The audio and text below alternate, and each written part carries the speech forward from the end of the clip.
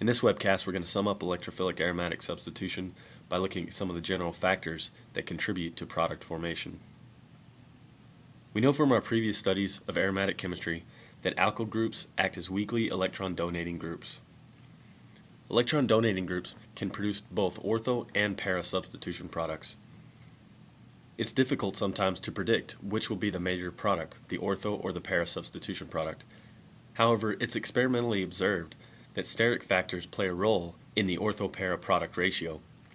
When ethylbenzene is nitrated under the reaction conditions that we have learned in this lesson, the nitro group is added in both the ortho and para positions in a 1-to-1 ratio. However, when tert-butylbenzene is nitrated under the same conditions, the product ratio changes, and the para substitution product dominates.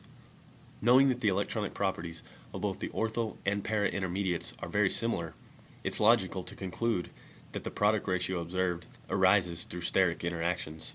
We can attribute this to the tert-butyl group sterically hindering the substitution of the nitro group at both ortho positions and not sterically hindering the para position.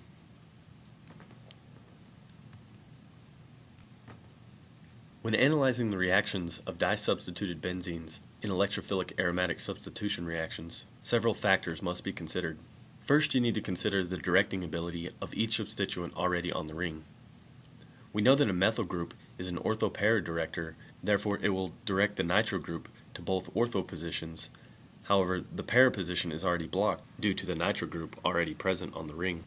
We also know that a nitro group is a very strong electron withdrawing group and will direct the new nitro group to both meta positions. Therefore, in this case, both substituents are directing the nitration to the same position on the ring. As we can see in the product, the new nitro group on the ring is meta to the original nitro group and is ortho to the original methyl group. However, when substituents that are already on the ring do not reinforce each other's directing ability, it's important to know which group is a stronger director.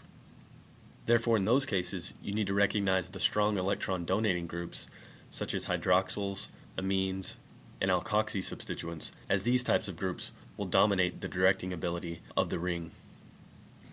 Let's sum up what we've learned in the electrophilic aromatic substitution reactions. First, you should know the mechanism. It's a two-step process that happens the same each time.